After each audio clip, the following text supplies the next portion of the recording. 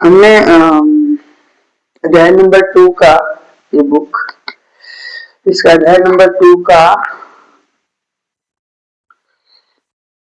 हमने यहाँ तक पढ़ लिया था।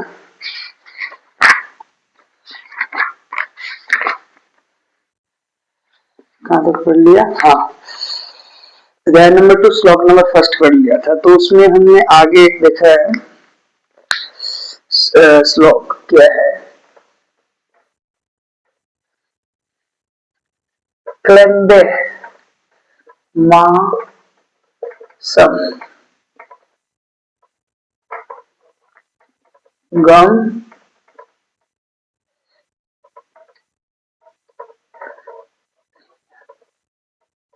गम गम पार्थ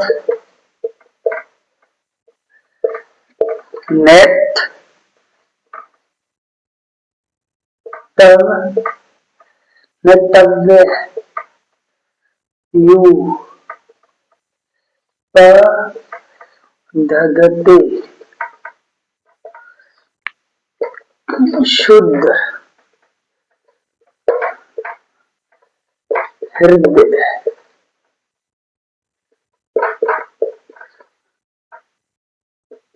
गर्भल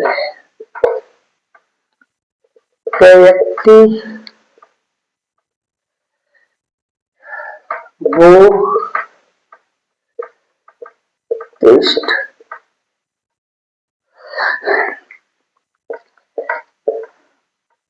परंतप है। अध्याय नंबर 2 श्लोक नंबर 3। इसमें क्या बोला है? हे अर्जुन, कायरता को प्राप्त ना हो, यह तुम्हारे योग्य नहीं है, योग्य नहीं है।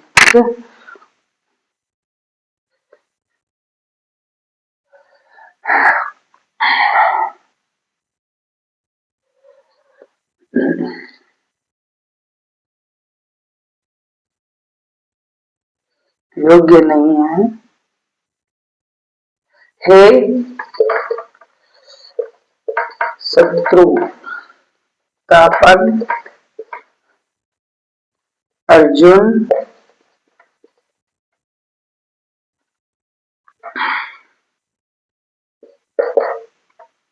मन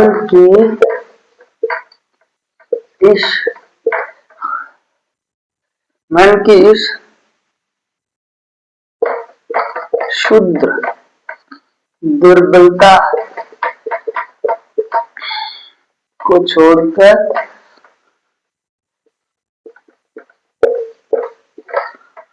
तुम खड़े हो जाओ।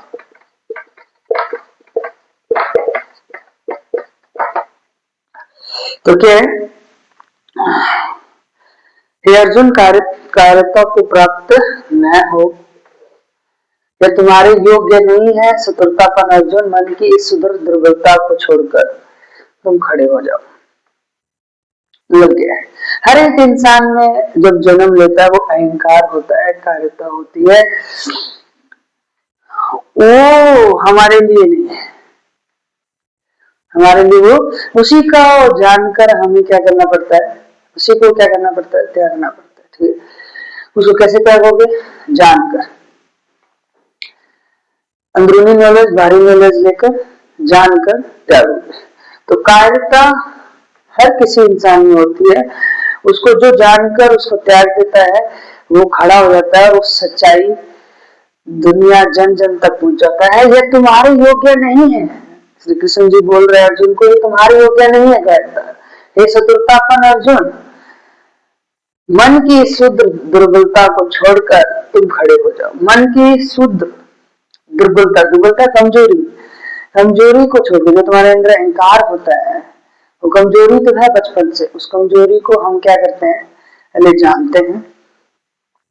कमजोरी को जानने के बाद उसको वो अपने आप हट जाती है। इसलिए श्री कृष्ण जी बोल रहे हैं अर्जुन को कि तुम्हारे अंदर कमजोरी है, उसको जानो, वो अपने आप हट जाएगी और खड़े हो जाओ युद्ध के लिए।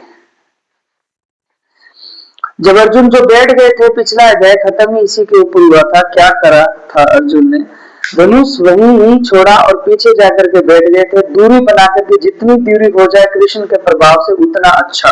अर्जुन इसे सोच रहे थे, कृष्ण कह रहे हैं छोड़ो यह सब, तुम्हें मोह हो गया है। कृष्ण जी ने पहले सारी इतनी कहानी सुनाई अर्जुन विषाद योग में, तो श्री कृष्ण जी ने सीधा सीधा बोल दिया कि तुम्हें मोह हो गया है, क्या कायरता दिखा रहे हो, चलो खड़े हो जाओ। अब अर्जुन इधर उधर का कोई तर्क नहीं दे पा रहे हैं, तो बोलते हैं आप कल्पना कर सकते हैं बड़ी बेचारगी के स्वर में बोला होगा। तो अर्जुन उवाच, अर्जुन क्या बोलते हैं, अर्जुन ने कहा हे शत्रुनाशक कृष्ण, मैं युद्ध में पूजनीय भीष्म देव और द्रोणाचार्य के साथ बाणों से कैसे युद्ध करूंगा। असली बात पर आ गए, सीधी बात, कैसे कैसे करूंगा बताइए। जो असली बात है वही यही है, मैं कल्पना ही नहीं कर पा रहा हूं कि इन लोगों को छोड़ूंगा कैसे। यही तो सब कुछ है।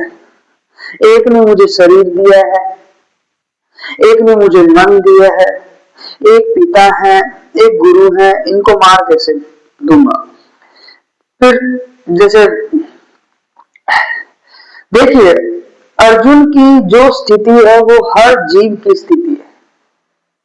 अर्जुन की जो स्थिति है हर जीव की स्थिति है।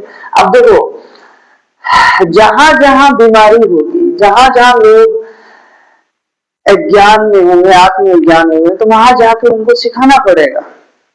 अगर वो सीखना चाहते हैं तो सिखाओ, अगर वो नहीं सीखना चाहते तो उसको तो पनिश किया जाना चाहिए। ताकि पनिश का मतलब उनको समझाया जाना चाहिए, एक्शन किया जाना चाहिए उन पे, ताकि वो समझ सके। ठीक है, तो यहाँ पे एक्शन ही किया जा रहा है श्री कृष्ण जी के द्वारा कि अर्जुन आप खड़े हो जाइए, जो लोग वहां गलत का साथ दे रहे हैं वो तुम्हारे कैसे हो सकते हैं। भले उन्होंने पढ़ाया हो, भले जन्म दिया हो, कोई हो, पर अगर वो सच्चाई पे नहीं चल रहे हैं वो तुम्हारे कैसे हो सकते हैं। जो व्यक्ति सच्चाई के साथ नहीं है, जो व्यक्ति गंवा नहीं रहा है, मतलब छोड़ नहीं रहा है, मतलब समझ के जान के छोड़ नहीं रहा है, वो व्यक्ति बहुत खतरनाक हो सकता है समाज के लिए। और है भी बहुत सारे, ज्यादातर यही है, ज्यादातर यही है। ठीक है, तो जो व्यक्ति समाज में अज्ञान फैलाएगा, मतलब जो व्यक्ति अज्ञानी होगा वो कहाँ जहां जहां जाएगा वहां अज्ञान ही फैलाएगा। अब एक एग्जाम्पल है, एक व्यक्ति जिसको ना तो अपने बारे में पता है, ना भारी नॉलेज पता है, वो लेना भी नहीं चाहता है और बोलता है मैं सही काम कर रहा हूँ। कैसे सही काम कर सकता है, उसका केंद्र ही खराब है, केंद्र ही अज्ञान में है। वो वहां जहां जहां जाएगा वो कुछ भी करेगा, बोलेगा, देखेगा, वो सब कुछ गलत करेगा। तो अब जिसने चुनाव कर लिया है, इसका केंद्र ही खराब है। अब आप बोलोगे सर द्रोणाचार्य तो बहुत ज्ञानी थे, ज्ञानी थे नो डाउट, पर उन्होंने चुनाव किसका किया, केंद्र उनका सही नहीं था। ज्ञानी तो रावण भी थे, रावण ज्ञानी थे पर उन्होंने रटा था, द्रोणाचार्य ने भी रटा होगा, तभी तो उन्होंने किसका चुनाव किया, दुर्योधन का। जो बंदा रखता है, समझता नहीं, जानता नहीं, वही तो गलत चीज का चुनाव करता है। और जो जानता है, समझता है, एक अक्षर भी, कल भी हमने पढ़ा था, एक अल्फ भी जान जाओ तो आप मुक्त हो जाएंगे इस दुनिया से, इस जिंदगी से, इस संसार से, शरीर से। जिसके लिए आपका जन्म हुआ है उसी वो रास्ता, वो चीज जिसके लिए आपका जन्म हुआ है वो चीज आपकी पूरी हो जाएगी, मतलब आप मुक्त हो जाएंगे। हर जन्म क्यों होता है? अहंकार को तोड़ने के लिए, अहंकार को समझने के लिए, ताकि हम गंवा सके, ले नहीं सके, गंवा सके। हमारे पास बहुत कुछ है, अहंकार, ईर्ष्या, जलन है, डर है। इसको हटाने के लिए हमें क्या करना है? हमें स्टडी करनी है, पढ़ना है, अंदर नॉलेज लेनी है, भारी नॉलेज लेनी है, हमें जानना है इसके बारे में, तब इस चीज को हटा सकते हैं। तो देखिए अर्जुन की जो स्थिति है वो हर जीव की स्थिति है? ये हर जगह जो जन्म लेता है वो खुद ही नहीं है, ये जान जाए तो मुक्त हो जाएगा। और जो इस रास्ते पे चल रहा है वो लोगों तक पहुंचा रहा है चीजें। और अगर बहुत सारे ऐसे लोग हैं जो इस बंदे को जो पहुंचा रहा है सही चीजें उनको पहुंचाने नहीं दे रहे, क्योंकि उनकी रोटी पे लात पड़ती है, समझ रहे? क्योंकि वो कमाई अपने अहंकार की वजह से रहे हैं। उनका केंद्र क्या है? गलत है। जब केंद्र ही गलत है तो जो भी करेंगे वो गलत ही करेंगे, है? तो ये चीज वहां पे समझाई जा रही है, ठीक है? हाँ, तो देखिए अर्जुन की जो स्थिति वो हर जीव की स्थिति है। प्रकृति आपको शरीर देकर भेजती है और जिसने शरीर दिया है उसके प्रति कुछ तो निष्ठा व्यक्ति में आ ही जाती है। उसे कुछ मिला है और जो चीज मिली है बड़ी प्रकट है, बड़ी स्थूल है, छू कर देख सकते हो कि मिली है। और दूसरी ओर उसी शरीर से उत्पन्न चेतना है जो उठी तो शरीर से पर जाना कहीं और चाहती है। अब कौन सा धर्म निभाए?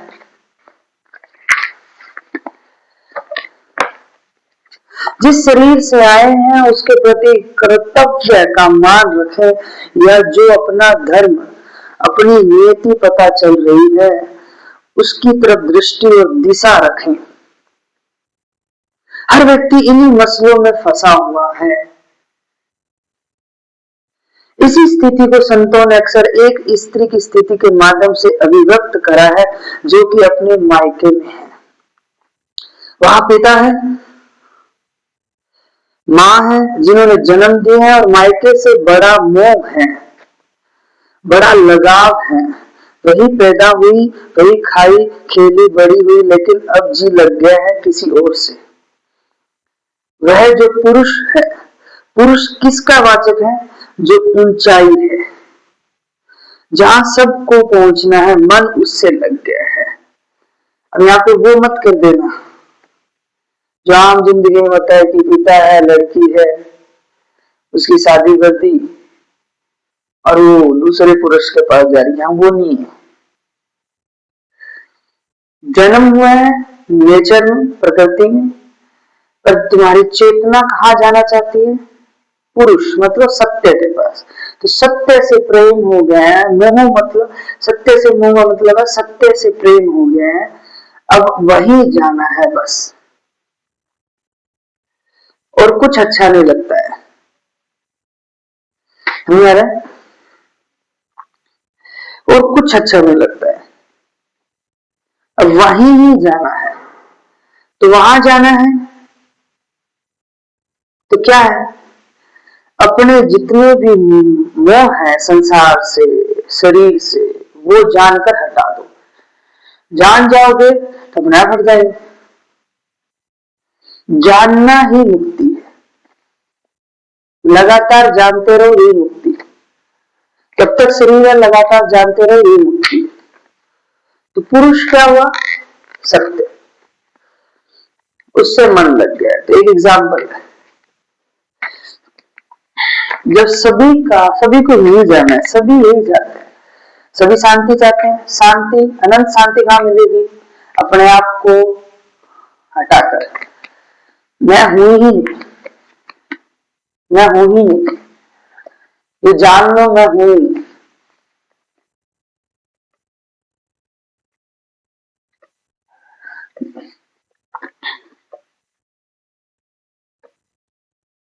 ठीक है, मैं हूं ही नहीं, जान लो, यही सत्य है। अब एक और प्रेम है और एक और मोह है। प्रेम है पुरुष से और मोह है अपने भौतिक जनक से।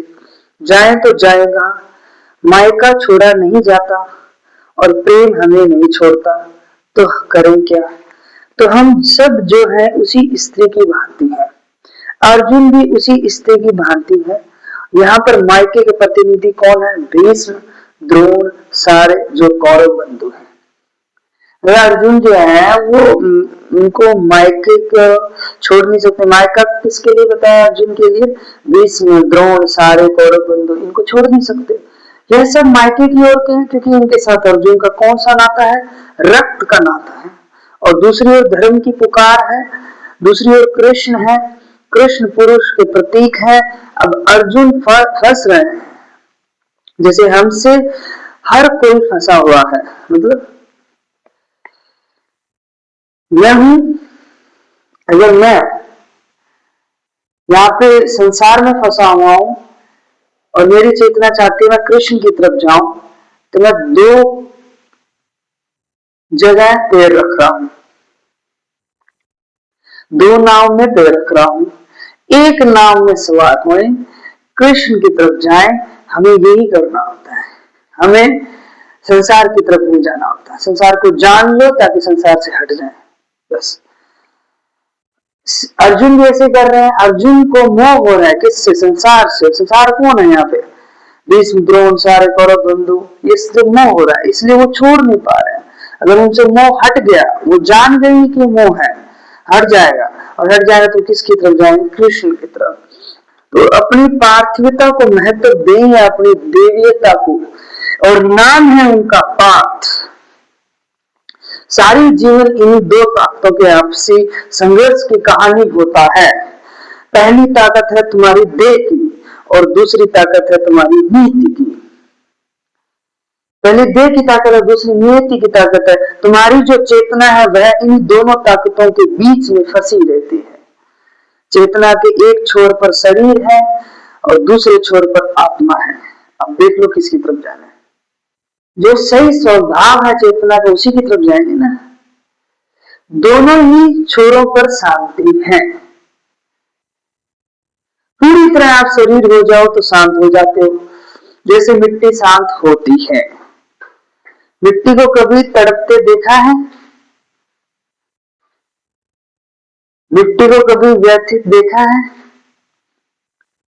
वहां चेतना शून्य हो गई है, बस पदार्थ बचा है। ठीक है, मिट्टी वहां पे भी शांति है, पर वो मृत्यु की शांति है। जैसे अब शरीर राख हो जाता है, राख शांति होती है ना। मरने के बाद किसी को उद्गीन देखा है? तो शांति पाने का एक तरीका तो ये है कि पूरी तरह से पार्थिव ही हो जाओ, मिट्टी ही हो जाओ।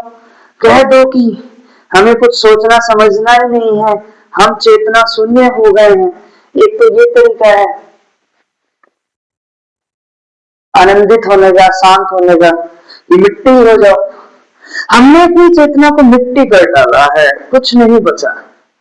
और दूसरा तरीका यही है कि दूसरे छोर पर पहुंच जाओ, अहम शून्य हो जाओ। मतलब अहम को जान लो, तो जिसको जाना है वो हट जाएगा, हट गया तो अहम शून्य हो गए।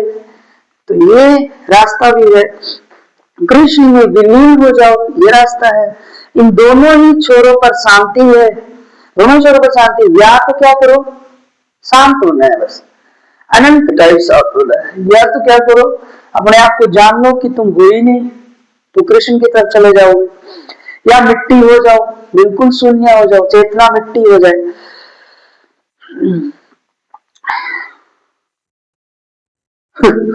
यह जो मिट्टी हो जाने वाला छोर है, वह हमें आकर्षक तो लगता है पर हमें उपलब्ध नहीं है।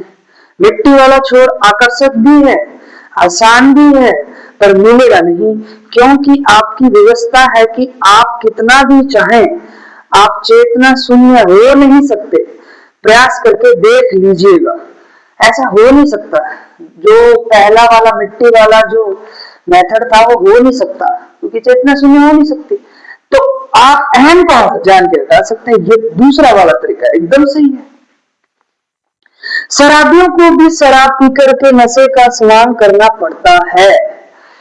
यदि शराब पी लेता हो तो वो नशा स्वांग नहीं करेगा, तो वो फिर लोग कैसे कहेंगे जिसने शराब पी है, तो उसको हाथ नहीं लगाता है कि शराब भी है, ठीक है, पागल है। पागल नहीं है, वो जानबूझ के कर रहा है, क्योंकि वो चाहता है कि लोग उसकी तरफ आए और उसको कुछ कहें, उसकी मतलब उसकी बातें करे, वो चाहता है, इसलिए वो जानबूझ के करता है।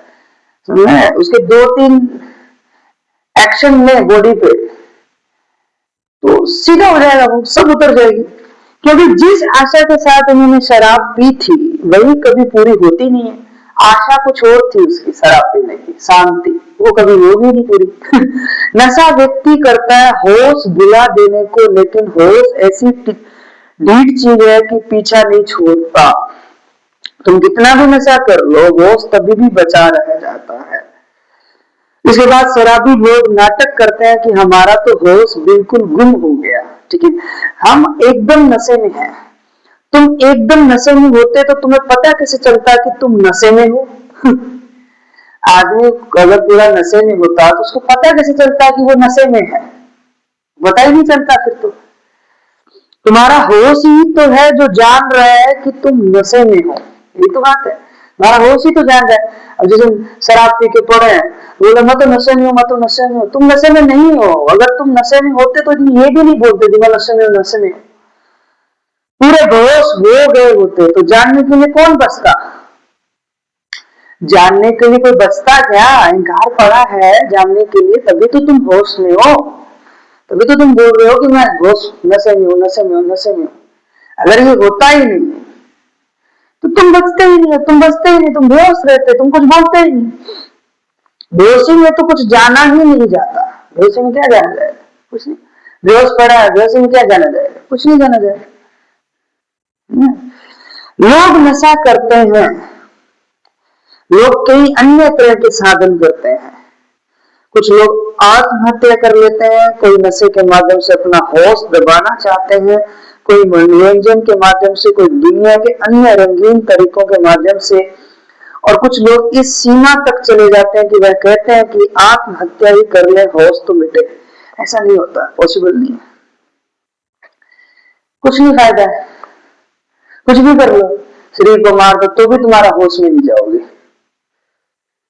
अहंकार पड़ा ही रहेगा। होश हमें क्यों मिटाना है? होश हमें इसलिए मिटाना है क्योंकि शांति सिर्फ दोनों छोरों पर है, बीच में घोर अशांति है।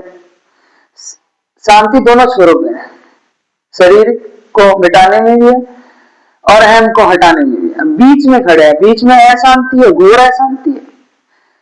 तो मैंने आपको बताया दूसरा वाला मेथड सही है, जो अहम को जानकर श्री कृष्ण की तरफ जाए, वो सही है। अशांति स्वभाव नहीं है हमारा, हमारा स्वभाव नहीं है अशांति।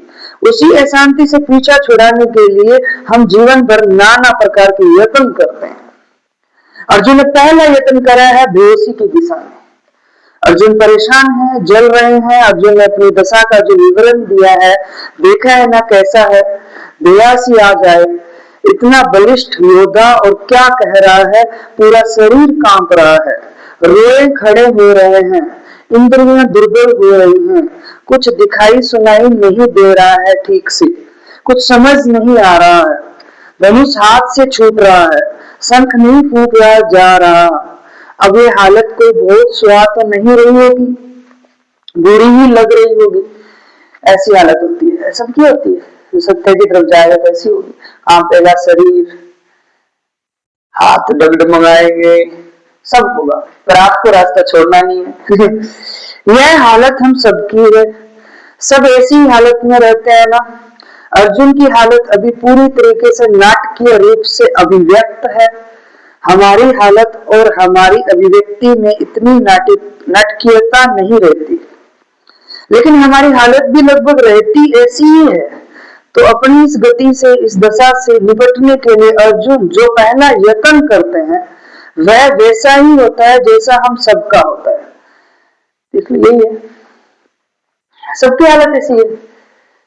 सबको शांति चाहिए, फिर भी उनको पता ही नहीं है कि शांति कैसे मिलेगी, तो घूम रहे हैं, भटक रहे हैं, चक्कर में भटक रहे हैं। जैसे हम सबका होता है, चलो बेहोश हो जाओ, और बेहोशी के लिए क्या कर रहे हैं, इधर उधर की बातें करते हैं, झूठ बोलते हैं। हम बातें क्यों करते हैं? ताकि हम बेहोश हो जाएं। हम बात क्यों करना चाहते हैं 2-2 घंटे तक, 1-1 घंटे तक मोबाइल पे? क्योंकि हम बेहोश हो जाए। वो सोचते बेहोश हो जाएंगे, हमें शांति मिल जाएगी, नहीं मिलेगी। हम अपने आप को जब तक जानेंगे नहीं, हम अपने आप को अकेला नहीं करेंगे, तब तक अकेले रह के अच्छे से जानेंगे नहीं, तब तक हम शांत नहीं हो सकते।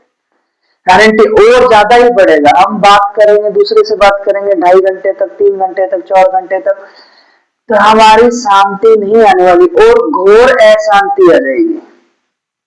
हम उसको दबाना चाहते हैं, जो नीचे से अशांति आती है ना, उसको जानना नहीं चाहते, उसको दबाना चाहते हैं। फोन पे बात कर लिया 2 घंटे तक, उसको दबाया है, उसको मिटाया नहीं है, वो बेहोशी है। बेहोशी की हालत में मत रहो, होश लाओ, ताकि वो आ रहा है, वो क्या है, जानो क्या कर रहा है, ऐसा क्यों कर रहा है, अशांति है, वो कहां से आ रही है, जानो, सब समझो, तब जाके हटती है, और वरना नहीं हटेगी, वरना दबाओगे बस, कुछ नहीं होगा, कुछ नहीं होगा।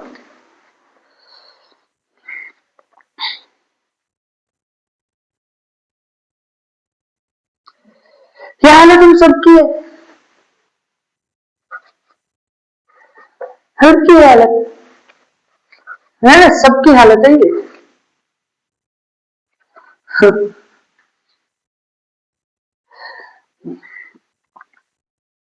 सब ऐसी हालत में रहते हैं ना, जो ऐसे जा रहा है वो सही है, जो किशन की तरफ जा रहा है, जो समझ रहा है वो सही है।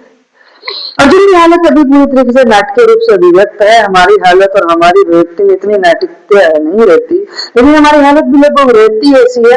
तो अपनी इस गति से, इस दशा से निपटने के लिए अर्जुन जो पहला यत्न करते हैं वह वैसा ही होता है जैसा हम सबका होता है। चलो बेहोश हो जाओ, और बेहोशी के लिए क्या कर रहे हैं, इधर उधर की बातें करते हैं, झूठ बोलते हैं। अभी भी बोला है, आगे भी बोलेंगे, इसलिए 2 दिन या 2-3 अवसरों, 2-3 सॉरी दिन नहीं, इसलिए 2-3 अवसरों पर गीता में कृष्ण को उन्हें डांटना पड़ता है। कृष्ण उन्हें पाखंडी तक बोल देते हैं, क्योंकि अर्जुन वही कर रहे हैं जो हम सबकी प्रवृत्ति है।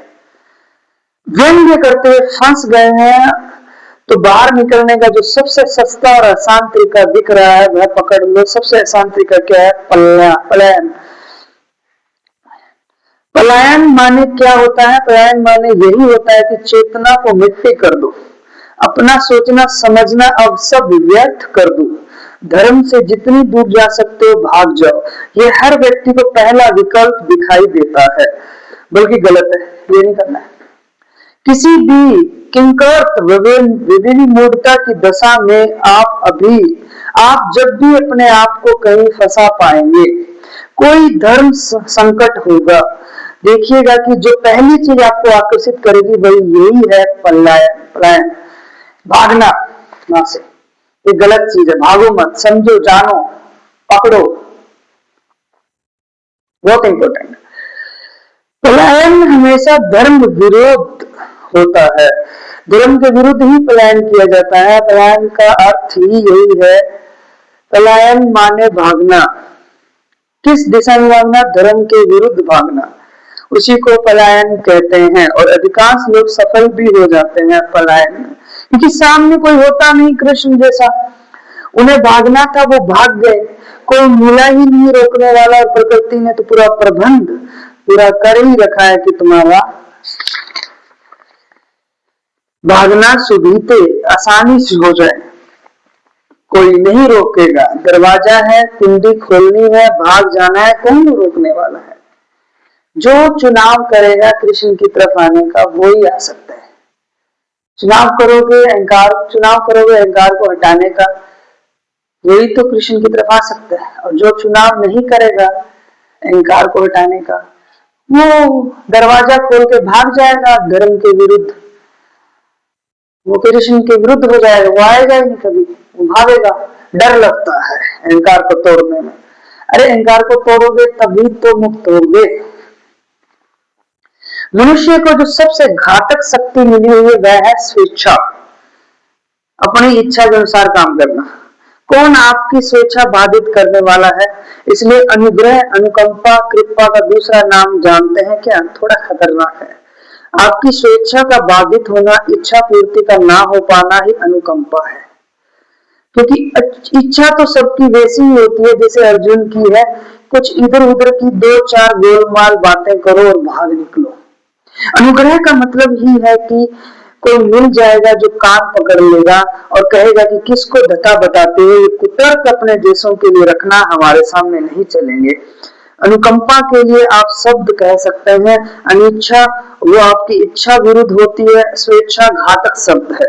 स्वेच्छा सिर्फ उन्हीं के लिए शुभ शब्द है जो कृष्ण में हो गए हों, अन्यथा स्वेच्छा अति घातक है। मतलब मैं अपना जैसे काम करूंगा, अरे पहले देख तो ले तेरा केंद्र कैसा है, अहंकार भरा पड़ा है, तू कह रहा अपने जैसा काम करूंगा, ये तो गलत हो गया ना। अगर तुम कृष्ण में हो, मतलब तुम मुक्त हो चुके हो अहंकार से, तब जो काम करोगे वो सही करोगे।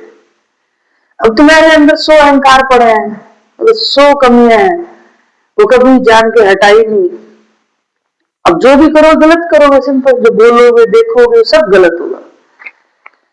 अगर आप जान चुके हो और कृष्ण में हो चुके हो, अब जो भी करोगे सब सही करोगे, या फिर कृष्ण की तरफ जा रहे हो, जो भी करोगे सब सही करोगे। ठीक है, ओके। अब आप समझिए कि आज का युग इतनी विभीषिका का क्यों है। आज पृथ्वी जितनी बुरी हालत में इतनी अपने इतिहास में कभी क्यों नहीं हुई? क्योंकि दो घटनाएं साथ साथ में घट रही है। पहला, कृष्ण को बिल्कुल कोने पर, हास्य पर धकेल दिया गया आदमी के विचार द्वारा, और दूसरी बात, स्वेच्छा को बहुत महत्व दे दिया गया। यह दोनों बातें ऐसी हैं जैसे कोड में खास, किसी को कोड हो और उसी में खास भी हो। यह दोनों बातें ऐसी है। आ रही है बात समझ में? पहली बात तो कृष्ण को क्या बना दिया है? कोई ऐतिहासिक चरित्र, और ऐतिहासिक चरित्र बना करके 100 तरीकों के चरित्र दोष भी निकाल दिए, उनको सत्य के प्रतीक से नीचे उतारकर एक ऐतिहासिक व्यक्तित्व बना दिया है। ऐतिहासिक जो जितना मतलब ऐतिहासिक व्यक्तिगत के रूप में बना दोगे किसी को, कृष्ण को व्यक्तिगत के रूप में बना दिया है। अब कृष्ण व्यक्तिगत के रूप में बना दिया है, उसको ऐसे बता रहे हैं। कृष्ण सत्य है, कृष्ण कोई व्यक्ति नहीं है, कृष्ण सत्य है। यहाँ पे तो व्यक्तिगत तो कोई भी हो, उसमें 100 तरह की खोट होगी, और जहां खोट मिल गई बताने के लिए वहां कह दिया इनमें तो खोट है। जो व्यक्तिगत होगा उसमें 100 तरह की खोट होगी ना। तो कृष्ण तो व्यक्तिगत है ही नहीं, कृष्ण क्या है? सत्य है, सत्य। इनकी क्यों सुने? इनकी गीता का क्या अनुगमन करना? तो किसका अनुगमन करना है? स्वेच्छा का। तो लोग बोलते हैं कि इनका क्यों अनुगमन करना है? स्वेच्छा का करेंगे, अपना मन चलाएंगे। मतलब अपना मन मतलब अहंकार का मन, अहंकार जैसा करेगा। और देख लो कैसी हालत हो रही है दुनिया में। अहंकार चाह रहा है मुझे बड़ी बिल्डिंग चाहिए तो बड़ी बिल्डिंग बन गई, अहंकार चाह रहा मुझे कार चाहिए, कार मिल गई, अहंकार चाहे लड़की चाहिए, लड़की मिल गई, अहंकार चाहे लड़का मिल गया, लड़का मिल गया। सब कुछ अहंकार के रूप में ही है। तो सब क्यों मिल गया पता नहीं। दोनों चीजें साथ साथ हुई। स्वेच्छा तो पहले से तैयार बैठी थी कृष्ण विरुद्ध जाने को, स्वेच्छा तो कृष्ण के विरुद्ध जाने को पहले से तैयार बैठी थी। अब उसके लिए सब कुछ बहुत आसान कर दिया गया है। फिर आज हमारी जो हालत है वो है, अप्रैल का महीना चल रहा है, मतलब ये पहले की चीजें बताइए तो मैं वो बता रहा हूँ, अप्रैल का महीना चल रहा होगा। ऐसे ही थोड़े तापमान इतनी ऊंचाइयां पकड़े हुए, गर्मी इस बार काफी पड़ी थी। देखो ऐसे ही थोड़ी आप सड़कों पर निकलिए तो कुछ कुछ दूर पर प्यास से मरे हुए पक्षी मिल जाते हैं। तापमान इतना ज्यादा है, पीने को पानी नहीं, ऊपर से पेड़ सारे काट दिए, ऊपर से कंक्रीट के जंगल खड़े कर दिए जिनसे तापमान और ज्यादा बढ़ जाता है। देखो तापमान बढ़ता है ना, तापमान बढ़ता है।